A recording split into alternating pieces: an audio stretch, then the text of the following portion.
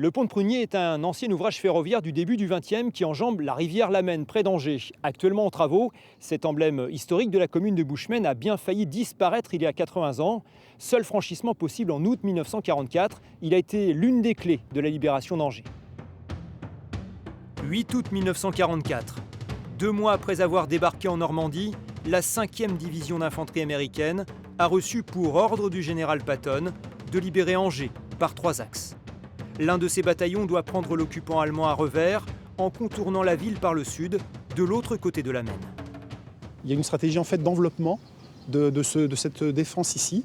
Et donc il y a une section qui est arrivée au contact des Allemands aussi, au plus près du pont. Et donc les Allemands qui étaient là, étant encerclés, se sont rendus, pour la plupart d'entre eux. Et c'est comme ça qu'a commencé la prise du pont de Prunier. Les troupes américaines ont été renseignées par un résistant local, Louis Bordier, qu'un accès est possible par le pont de chemin de fer de Prunier, la dernière passerelle encore debout sur le secteur.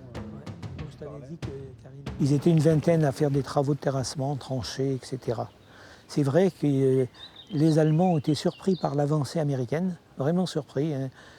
Pourquoi ils ne l'ont pas fait sauter? Est-ce qu'ils l'ont gardé jusqu'au dernier moment pour le repli éventuel des troupes qui étaient sur Bouchemaine et tout? C'est possible, on ne le sait pas, avec certitude, on ne sait pas. À la nuit tombée, des Américains envoyés en éclaireur désamorcent un wagon miné laissé sur la voie par les Allemands.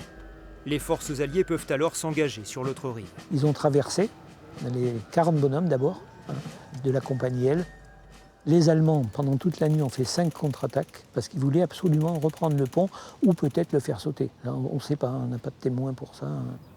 Mais un dernier verrou allemand fait obstacle aux soldats américains dans leur progression. Installés en surplomb de ce champ, les hommes d'Hitler ripostent par des tirs nourris.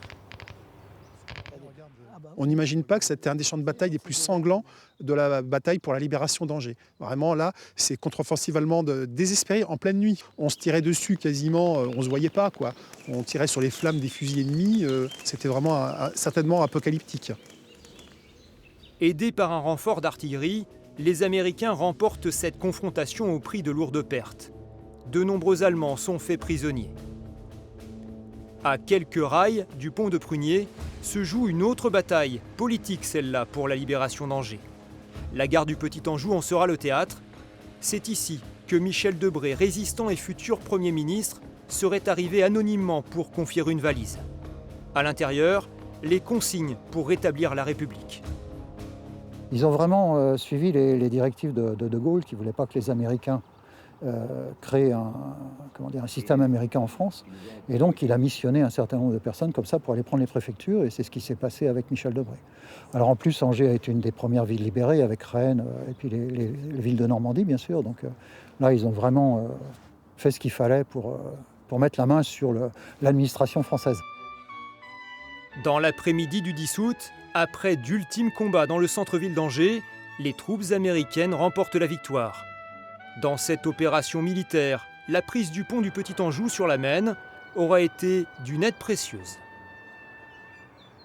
Et sachez encore que l'association des Amis du Petit Anjou, qui fait le lien entre histoire et patrimoine ferroviaire, organisera un week-end de commémoration les 10 et 11 août avec exposition et reconstitution. Et si vous souhaitez en savoir plus sur la libération d'Angers, notez que l'historien que vous avez vu dans ce reportage proposera le 7 septembre un circuit sur les traces de la 5e division d'infanterie américaine.